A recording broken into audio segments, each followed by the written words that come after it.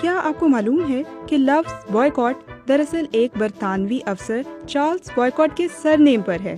جی، ان کا سر نیم بوائیکاٹ تھا۔ بوائیکاٹ کا لفظ کن معنوں میں استعمال ہوتا ہے؟ بوائیکاٹ کرنے کا مطلب ہے کہ اگر کسی فرد یا گروپ کو لگے کہ کہیں غیر منصفانہ نظام قائم ہے یا مزدوروں سے متعلق سیاسی و سماجی یا اقتصادی کاموں سے متعلق ایسے اقدام اٹھائے جا رہے ہیں جو غیر منصفانہ ہے، تو ان کی راہ میں رکاوٹ بننا بائیکاٹ کرنا ہے۔ بائیکاٹ یا بوائیکاٹ لفظ کے کئی تلفظ ہیں، مگر یہ لفظ سب سے پہلے انگلش ڈکشنری میں درج کیا گیا اور یہیں سے ہسپانوی زبان کا لفظ بوائیکاٹ نکلا۔ لیکن دلچسپ بات یہ ہے کہ اس لفظ کے پیچھے ایک حقیقی شخص ہیں، اور وہ ہیں انگریز افسر چارلز کننگھم بوائیکاٹ۔ افسر چارلز کننگھم بوائیکاٹ کے نام سے لفظ بائیکاٹ کیسے نکلا؟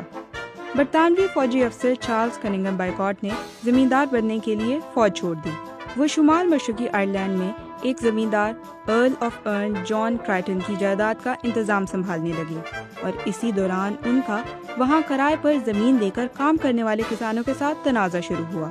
بوائیکاٹ کو ایسے لوگوں کو زمینوں سے بے دخل کرنے میں کوئی مشکل نہیں ہوتی تھی جو وقت پر اپنا کرایہ ادا نہیں کر پاتے تھے، اور اکثر انتہائی معمولی غلطیوں کے لیے وہ ان پر جرمانہ عائد کر دیتے تھے۔ 1870 کی دہائی کے اواخر میں آئرلینڈ میں قحط کی وجہ سے کرائے پر زمین لے کر کاشت کرنے والے کسانوں کو تباہ کن حالات کا سامنا کرنا پڑا، اور ان کے لیے زمین کے کرائے دینا مشکل ہو گیا۔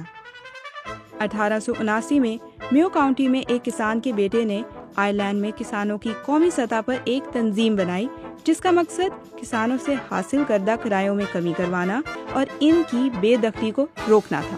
ڈیوک آف ارن نے اپنی زمینوں پر کاشت کرنے والے کرائے کے کسانوں کے مطالبات نہیں مانے اور بوائیکاٹ کو اجازت دی کہ اگر کسانوں کے کوئی واجبات ہیں تو انہیں جلد از جلد وصول کیا جائے، اور جو ادا نہیں کرتے انہیں زمینوں سے بے دخل کر دیا جائے۔ اور یوں 3 کسانوں کے خاندانوں کو بے دخل کر دیا گیا، جس کے بعد کسانوں کی تنظیم ان اقدامات کے خلاف متحرک ہو گئی۔ یہ احتجاج پرتشدد نہیں تھا، لیکن وہاں کے لوگوں نے سماجی اور معاشی طور پر بوائیکاٹ کو متاثر کیا۔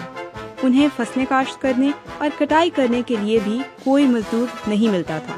سن 1880 کی دہائی کے آخر میں برطانوی اخبارات میں ان واقعات کو بڑے پیمانے پر رپورٹ کیا گیا۔ اخبارات نے آئرلینڈ میں کرائے پر زمین لے کر کام کرنے والے کسانوں کی حکمت عملی کا حوالہ دینے کے لیے چارلز کننگھم بوائیکاٹ کی کنیت کا استعمال شروع کیا، اور اس طرح کچھ ہی عرصے بعد لفظ بوائیکاٹ کو کئی زبانوں کی لغات میں جگہ مل گئی۔